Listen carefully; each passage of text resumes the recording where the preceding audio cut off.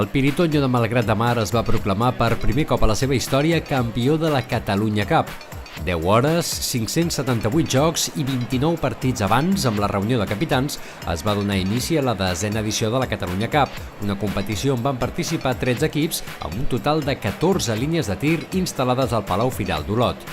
Aquesta competició de darts de punta d'acer es caracteritza pel seu format de joc, round robin d'equip mixtes, i sent obligatori com a mínim la participació d'una jugadora femenina titular en tots els partits.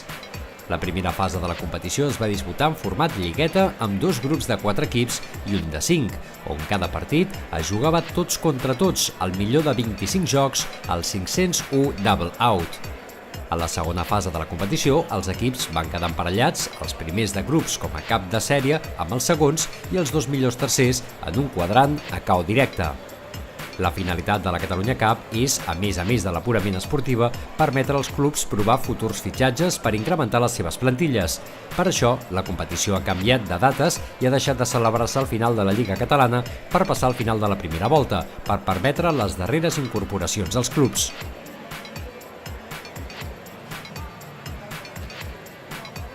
El Club de Darts Olot en aquesta competició i en la Federació Catalana és el club amb més fitxes. Avui aportem 3 equips aquí a la Catalunya Cup i un equip a la Lliga de Divisió d'Honor.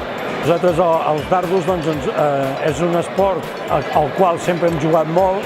A més, nosaltres portem una tradició de 22 anys fent lligues aquí a la Garrotxa, més de màquina que no pas de ferro, però ja vam estar federats durant uns quants anys a finals dels 90 i després a partir del 2004 ens ho vam tornar a arriar i vam tornar a jugar a la Federació Catalana.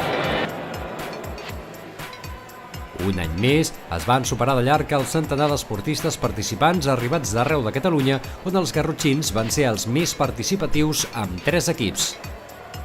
El nivell ofert pels participants de la Catalunya Cup 2017 va ser globalment més alt, i és que els darts catalans passen per un bon moment, de forma que queda reflectit a les estadístiques, quan els esportistes assoleixen un major nombre de llançaments màxims i de tancades de joc de més de 100 punts.